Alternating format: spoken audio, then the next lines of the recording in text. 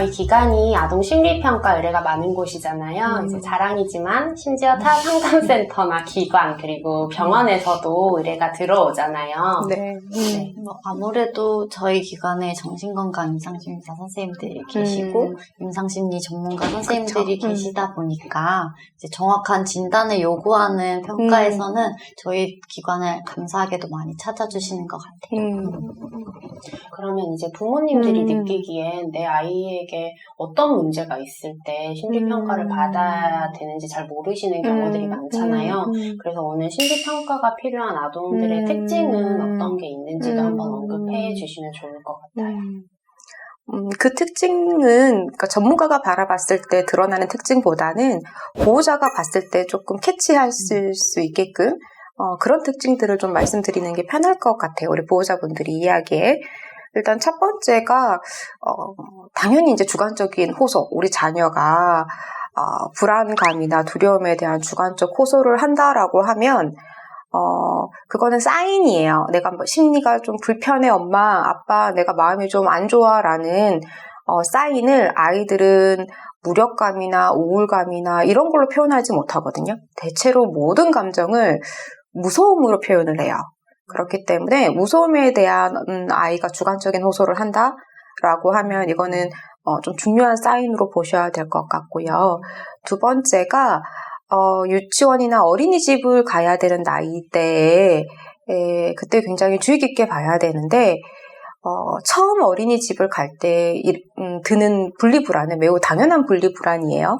근데 이게 한 달이 되어도 두 달이 되어도 아이가 유치원이나 어린이집 가는 걸 굉장히 어려워하고 힘들어하고 많이 찡얼거리고 그리고 아침마다 부모님이랑 좀 소동을 일으켜야지 아이가 어린이집을 간다?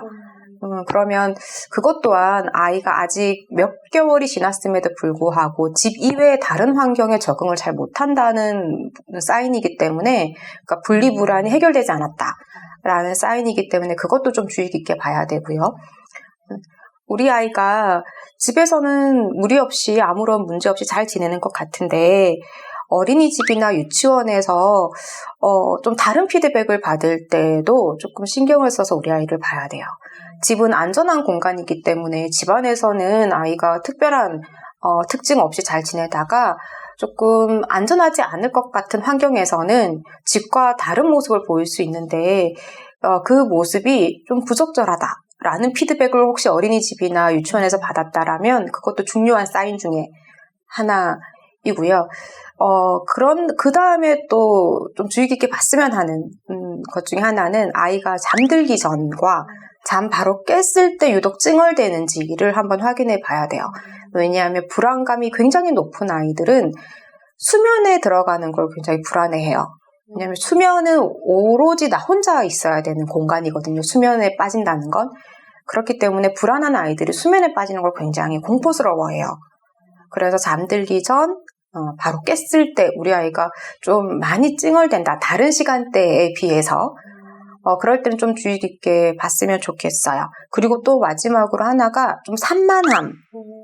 우리 아이가 다른 아이들이랑 같이 어울려 있을 때 관찰해 봤더니 다른 친구들과 달리 좀 많은 움직임, 한 곳에 오래 머무르지 못한 이런 것들이 보인다면 그것 또한 좀 심리평가를 받아봐야 하는 특징 중에 하나이죠. 선생님 얘기를 듣다 보니까 이제 전문가의 객관적인 시선이 필요하다고 하시고 부모님의 경우에는 이제 주관적 본인의 감정이나 이런 상황에 따라서 아이를 바라보는 시선이 달라진다고 하시잖아요.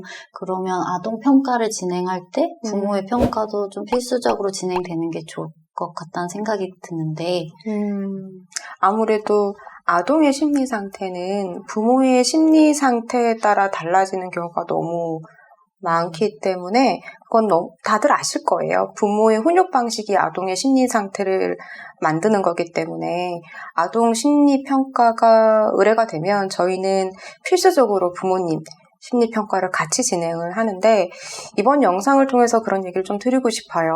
어머님, 아버님들이 간혹 우리 아이가 좀 남다른 것 같아서 좀 문제가 있는 것 같아서 의뢰를 하는데 왜 나까지 심리평가를 받아야 하는가에 대해서 의문을 좀 던지시기도 하고 좀 불편해하시는 부모님들이 있어요.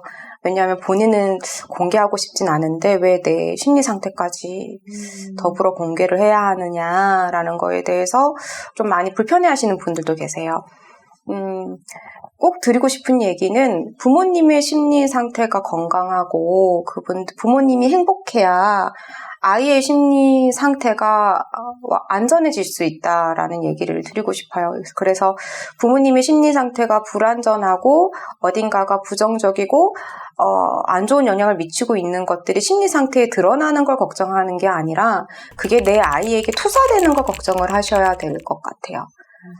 그래서 지금 이 영상을 보고 이 시점이 늦은 거 아니냐라는 고민보다는 내가 지금이라도 어떤 부분을 나를 인식하고 내가 바뀌어야 되는지를 지금이라도 확인하고 오픈 마인드로 접근하는 게 훨씬 더 중요한 포인트인 것 같아요. 부모님들께서 저희 관계날씨를 시청해 주시는 것도 큰 도움이 될 거라고 생각하는데 이제 저희가 앞으로도 양육에 대해서도 얘기를 드릴 거잖아요. 네네. 다음 시간에 대표님께서 간략하게 어떤 이야기들로 만나뵐 수 있을지 설명 좀 부탁드립니다. 제가 많은 분들을 해석 상담을 보호자분들을 대상으로 해석 상담, 자녀분들 해석 상담을 해드리면 간혹 이런 보고서를 쓰게 될 때가 있어요. 아동은 아무런 문제가 없고 오히려 부모님이 부모 상담, 부모 치료, 부모 교육을 받아야 합니다. 부모님이 달라지면 아이는 자연스럽게 달라질 것입니다. 라는 평가 보고서 제언을 쓸 때가 가끔이 아니라 종종 자주 있어요. 그런 이제 보고서를 쓰게 될 때는 대다수 부모님의 형태, 양육 패턴이 정서성이 피상적일 때 대다수 이런 보고서가 많이 나가요.